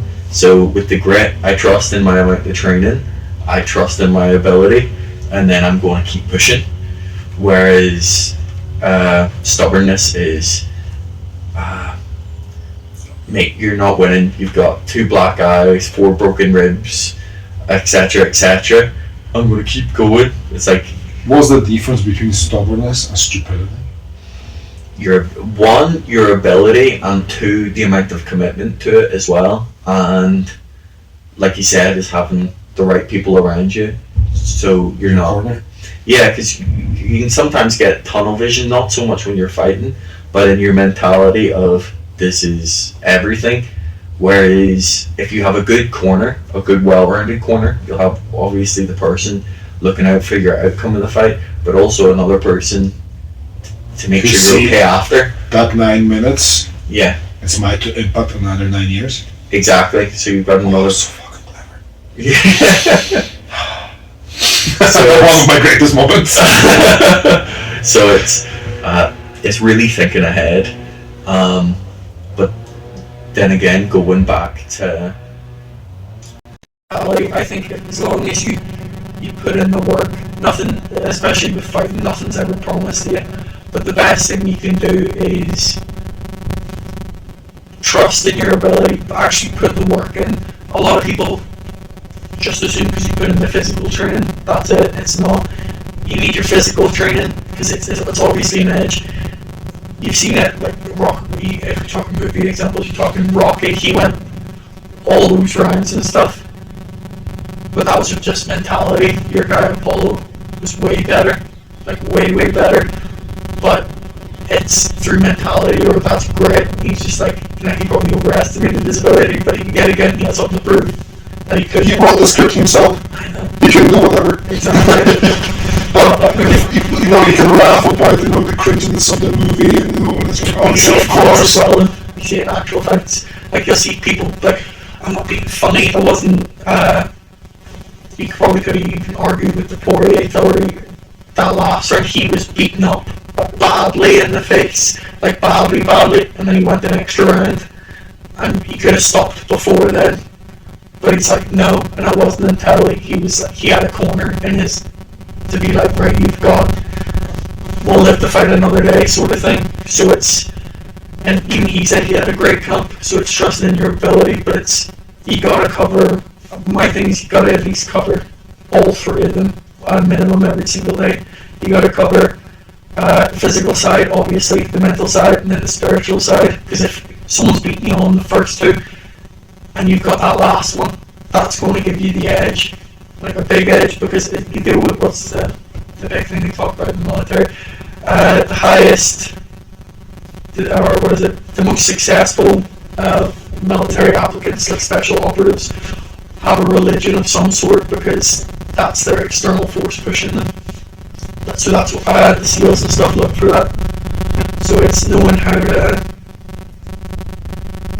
there's only so far you can push yourself and other people can push yourself, so it's having that extra oomph behind you. Oomph. Yeah. I like that. I like the word oomph. Yeah. But nitrous. Nitrous and soften that jagged. Yeah. Something that give you that wee extra step. Yeah. Well, it like when I fight it, obviously there's a degree of it for me, but it's like straight after I'm like Crisis King and stuff, it's knowing when to, there's only so much I can do. That's what powers me through it. That's what got me through so much training. I'm not able with that. At minimum 60 rounds a week for 8 weeks takes a toll, and then you're obviously doing other stuff as well. There's only so much I can go mentally, and then how much a goal can push me. 60 rounds a week. Yeah. To me, that's like a suicide note. Well, we were doing on. I don't think my body would be capable of doing 30 rounds a week. Like, saying that, when I'm also lucky because I always hurt myself. Somehow or something happens. But when I was doing 14, 15 training sessions a week, that's including weights and all, I can feel it. Like, Yeah. it's taking toll on my body, because let's face it, I'm doing 14 next year. I'm on the wrong side of my peak. Yeah. And I know that, but to me it's just too much fun. Getting other people's sweat on me and listen from myself, I'm a gay guy because I'm pushing guys with them. Stuff like that. It's just too funny for me now. Start holding positions involved. I will say something to myself, like, where is you and your funny friends coming down? I was like, you're the one at the top, the guy who's wrestling with a half-naked man. It's like, I can argue that. No, well, that's the same. We were just joking about that. Because I'm like, I get her to join the kickboxing, will not touch jiu-jitsu with the sex pole, and that makes me laugh. It's just like, well, actually, that is really gay. I'm like, I can't argue with that. That's it. What's more gay? Bodybuilding or jiu-jitsu? Bodybuilding, you're looking at them and then you're judging them, but then jiu-jitsu, you're touching them up, and then you're pretty close to everything. So, Right. You ever grapple with girls? yeah. Okay. So from a straight guy perspective to a straight guy perspective, did you ever get any type of arousement grapple with girls? No. And I can clearly say to you, never ever, it doesn't matter who I grapple with. I start and I started grappling in stealth, then I went to hybrid. And I started grappling with one of the girls. I was like, every Saturday I was like just grappling right, so I was grappling with her and somebody else, but it was like a tradition for us to grapple on Saturday. And I said that to my wife, and she was like, weird, why not want to start? And I said, I just want to see it, because, you're basically touching each other with all the girls. Like, cool. She come down and she said to me clearly, like, I have no idea. There's no, you can't even see any pleasure, and anybody can have either of it. No, I'm too competitive for that. Also, not with that, like, I've been kneed in the balls by females way more than the guys. Small guys, like smaller than you, like, I would say, like, tiny guys. Mm-hmm. It seems every time they pass my guard, they have to knee me in the balls. It's just like, okay, I got it down here. For girls as well. Girls, every time, I know if I grapple with girl, if I'm on my back, she passing the guard, I get the knee in the ball. They just like, yeah, thank you, next please. See, I'm more of, so how the gay guys can get the pleasure from it? It's look from the outside. It's yeah, but also it depends what type of grappler you're fighting. If it's someone who's just holding position, do you know what I mean? I get me that. Yeah. They just get on top and then they hold you, and that's when you start hearing. That's me. You sniff it. If you whenever we grapple next time, just listen to my breathing, and that's my new play for my wife's brother. Well, we see when we grapple. He said to me, breathe through your nose. That's the lower your cortisol. Mm-hmm. So that's controlling your breathing. I don't like it when I feel that. That's weird, but I will start, as soon as you hear me breathing through my nose, that's me, I start getting pissed off. Yeah. If I breathe through my nose, that's when I'm controlling myself and everything is fine. Mm-hmm. Weird as fuck, but if I'm lying on the back of you, or I hold you, like, I could just see them. And doing that is freaky, but that's me, I'm composed, I'm figuring what I'm doing. Mm-hmm. So I'm just thinking, how am I? I get a quick sniffer like a quick grab. That was my ass, sorry. That's savage. I'll be the first on the show, like, oil check. This is fucking hilarious. Like, I would never ever oil check this. Oh my god, you go get my ass and flex, that's stupid. No, some of them, what was it? I don't remember when that happened. You get some people, and then when they grapple, they full grab. I had one guy, and he did a rock climber grip, and I screamed like a little girl. We were just have very effective poses as well from time to time. No, he went like this, but he got his finger up everything, so I just squealed. I was like, I can't pick him up. I'm not doing any of that. But no, it was Wrestling. Wrestling and swollen. It's weaker. Yes and no, but I think with wrestling you're pinning. I think with jiu-jitsu you end up in weirder positions than wrestling. You ever see the guy literally really fisted the guy? Yeah. It's a black guy, and he hold the entire hand in his crotch to literally had to stop it because the guy started complaining. So if the guy have complained about it instead of act on it, it's like, how do you even get it?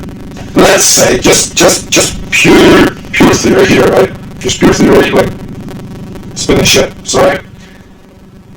The guy who's doing it, holding the hand, by off chance, and it's warmer towards other guys. How do we find it if he just figure out like, oh, if I grab him here, is it?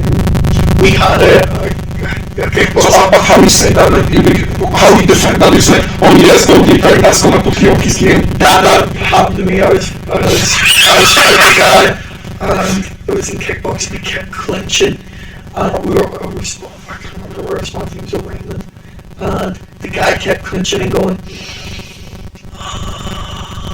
in my ear, and he's like, "You smell delicious," and then he kept holding on, but he wouldn't let go. And I'm like trying to hit him, but he just because especially when you're a kickboxing clinch, because your gloves are so big, you can't start doing all that other stuff. You can kind of break out of it, but if someone's holding, they'll just hold until the ref says break. So he's just holding on for you. Is that to freak you out? Yes, I didn't want to go near him. I'm like, no, that's not really a tactic. I don't want all points, but I was literally like this. I wasn't punching, I was like slapping. I'm like, I'm not even going to try to get close to you. He's like this, like he was like, as I'm coming over, I'm like, nah, you could. So he knew your weakness. See, they're homophobics, that's your weakness. It's too much zest for me. Follow zest, I love zest. See, if anything inappropriate to say on that, I will fucking say it. I said to the, I'm gonna get a t-shirt. Don't choke me, I might like it. No, I said to him, I'm gonna get a t-shirt because I saw some crap around. Don't choke me, if you choke me, I will come.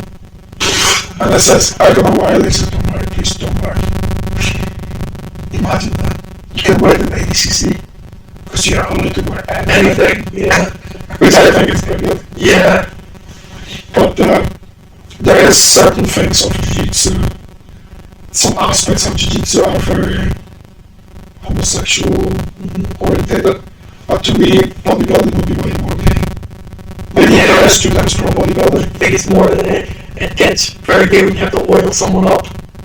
And it's like, I have to share my brother's back. oh, lovely. Just write your name in it. No, you have to properly shave it. He always get me and my wife to do it. Then he went for last show and he had his coat shaving his back because it was growing so quick. I shaved his back. My wife shaved his back a week before. And then he sent us a selfie with his coat shaving his back. But his back is just come on because it's like a freaking job. Just get a wax and start doing like wallpaper. You can't because you're tan. Yeah. And whenever he come back, I was laughing his fingers and his toes and his feet and everything.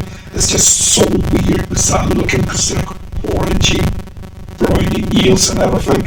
It's almost like blackface though. Yeah. Get like the tan you have that one. Because I've seen some pasty looking white guys in bodybuilding and they're like black, like literally like bronze, like a copper coin. I always want to ask what the black guys have to do. They have to get like more black than black. I think it's more when it's invisible. I think it's more, it makes, especially for the darker ones, it makes you shiny because it's it's like a tint almost. I want to bring my brother here, but I know what he's going to say. Things are going to get cancelled. Oh my god, he said something about your man on the wheelchair. Stephen Hawking. Stephen Hawking. And every time I think about it, I feel like when Stephen Hawking died, it actually went it was freaking awesome. But he said something like really, like he's unhinged, he's worse than me. So whenever he comes down, my wife sit there and listen to us whenever we speak Polish language. It's just like, Jesus. I thought I heard it all. It's just very level to it.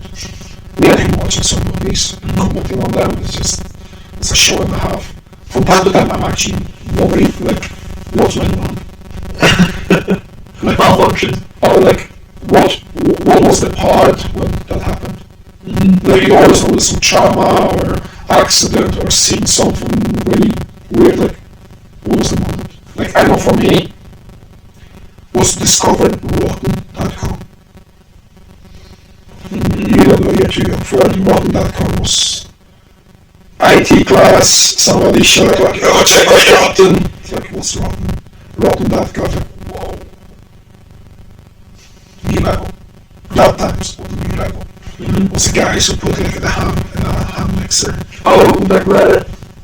And just keep doing like our pictures after the photographs after the accidents, like the guy go too close to the helicopter and get his head just splash out. That's pretty much Instagram now. I think malfunction.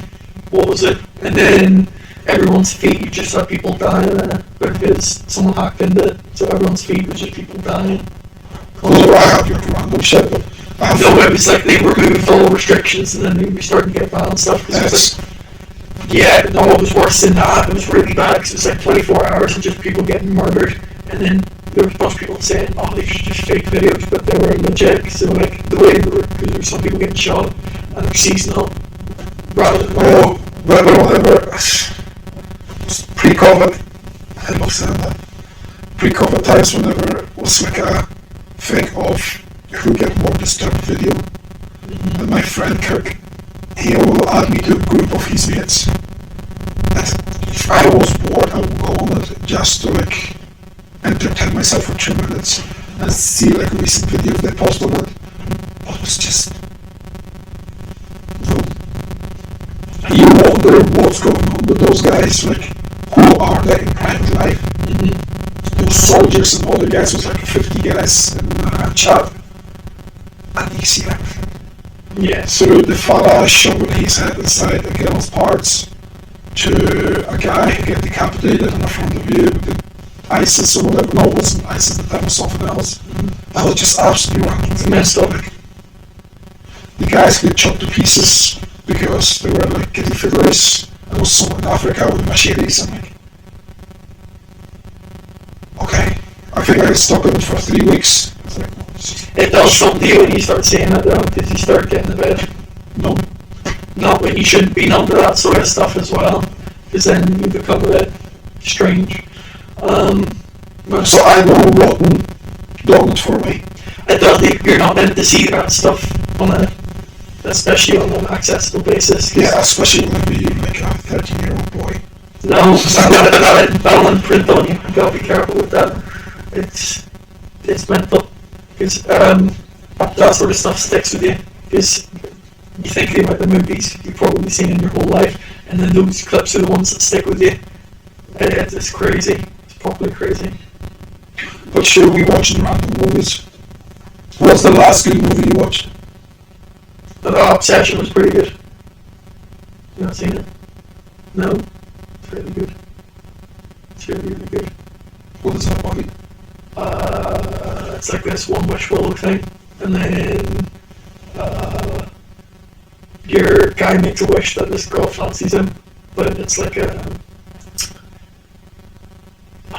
demon-y thing instead taking over. So she's like in a backseat in her own body, and then she's like obsessed with him. So it's not like a healthy obsession. She fed him his own cat and stuff. It's really good. Fed him? His own cat, yeah. You should watch it. It's really good. You watch some random stuff. No, everyone see that. Guarantee it. Guarantee it. It's no longer. But it's very good. Was it cinemas? Yeah, recently. It's only just 1,000. See, I'm more of a Masters of the Universe kind of like That was good too. That was good too. I watched Supergirl. Supergirl, what you think of it? I was going to ask you the same question before I answer. It could have been better. I enjoyed it. To be fair, it got more stick than it should have. I did enjoy it, but it was also, it felt empty in bits. And then your local guy didn't feel that he was good, but he wasn't necessary either. I love Lobo. I like that but they didn't really do him any justice either. Nah, he was very just a backseat. Even at the end, he's just kind of like, yes. That was his role, was yes. But I want him to get a full movie to do it. They cooked it up for him in Aquaman. Yes, he was made for the role of Lobo. I think but you couldn't do that unless you had higher rating for it as well. That's not a 12 character. The problem is with Lobo, he can't be 12 plus. He can't be nothing under 16. The problem is that the moment DC's not doing the best either. I like Peacemaker. Peacemaker was good. How Peacemaker get a piece? What Lobo didn't. Peacemaker is shit compared to Lobo. It was easier to get rights for that though. No one Peacemaker, the actual Peacemaker, and then what they did with it is completely different. It was just they used There's nobody here to play Peacemaker before the Suicide Squad. I know, but that's why, because he was so good to work with on Suicide Squad. They were actually going to kill him in that movie, but James Gunn enjoyed working with him so much. He's just like, we'll do a show. The first season was written really well. The second season, they had a good concept, but they didn't actually think of an overarching plot. So then it's Would they kill him in Suicide Squad too? yes, but no, they didn't properly kill him. They were just going to keep him dead. But he died, but he didn't die, obviously, for Peacemaker. But So I haven't even watched the Peacemaker show. It's really good. I used going to watch it, but I have to pay for it. I'm too stingy. Plus, I'm too stupid to get the fake Fire Stick, or whatever they call it, the dodgy Fire Stick. Because when I buy that, I don't know how to use it. So I just keep paying for all the subscriptions. I'm one of those losers. Or go to cinema. But see Supergirl. I'm not gonna say I loved it, but me and my brother-in-law, had the tradition. We went to Superman first, and everybody was dissing Superman. And I said, like, oh shit, that was that, I kind of love the stick for it. In my opinion, Superman was brilliant. I really enjoyed Superman. Henry Cavill, to me, I start loving him after I hear he's gonna play in Warhammer 40,000. Yeah, he's good at Witcher as well. Oh. Don't get me wrong, he looked great in Superman, he's a massive geek. They didn't write it very well though. No. To me, it was way too dark for Superman. Superman was supposed to be a cheery, kids-friendly movie with a wee bit of That's the whole point of the contrast between the two. Batman, dark as shit. Yeah. It's supposed to be Kevin Bacon Batman. Yeah. Dark. Dark Knight is brilliant, but this is not as dark. Well, they did well even with, what was it, the books of them. That, like Punisher, really enjoyed watching Punisher. Punisher was great. And then Spider-Man's Which Punisher was a street guy? I liked the original one. I didn't like the War one. What was that? War Machine Punisher. And then I liked the original one with John Travolta. I like that one as well. And then I like the one There was one before.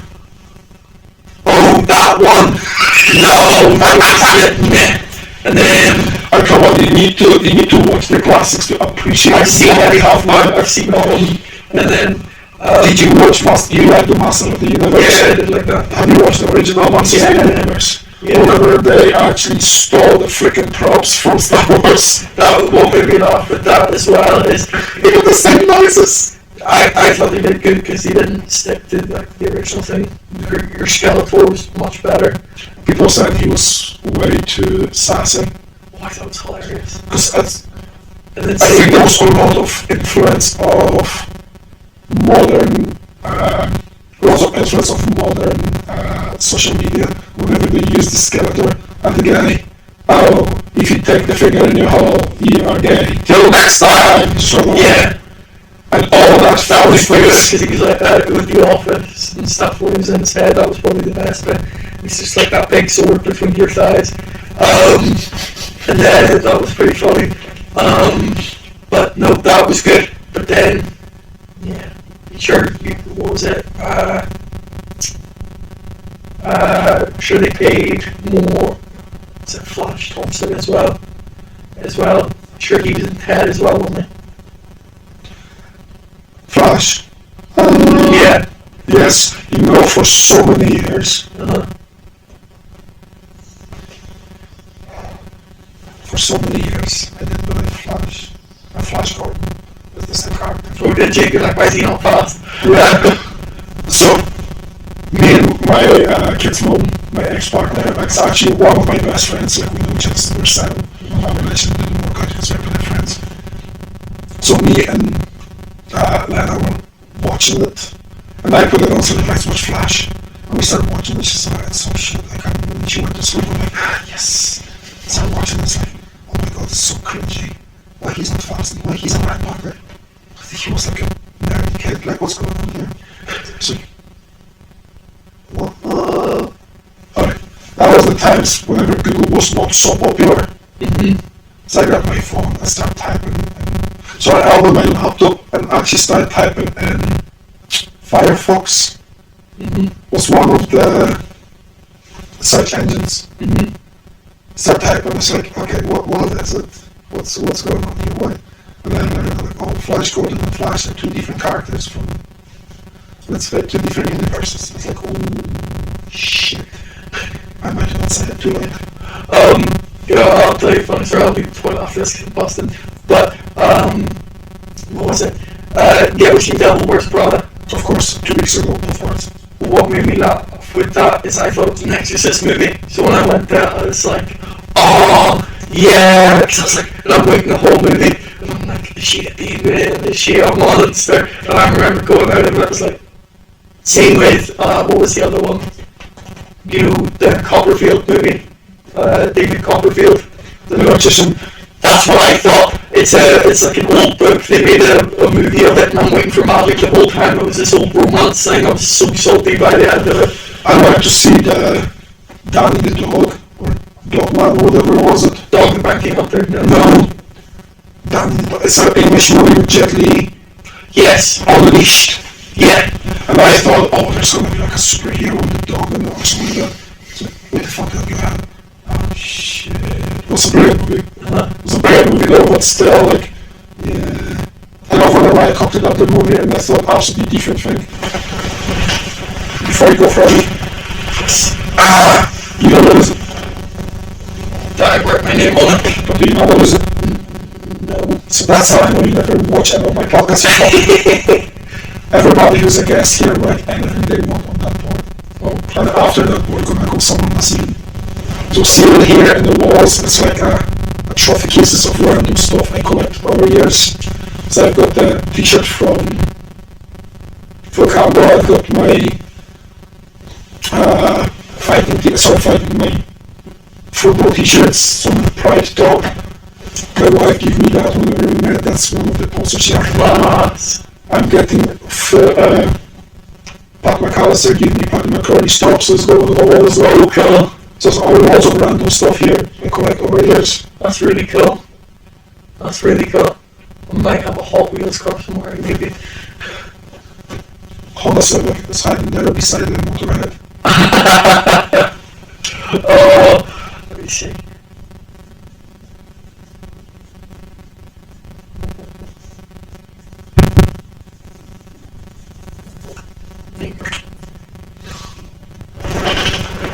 Ye are second person already. June 316. Sign up for Finland. Please. Thank you for coming. No problem. Anytime. It was brilliant. I tried to easy with that. Oh my god. I would grease up to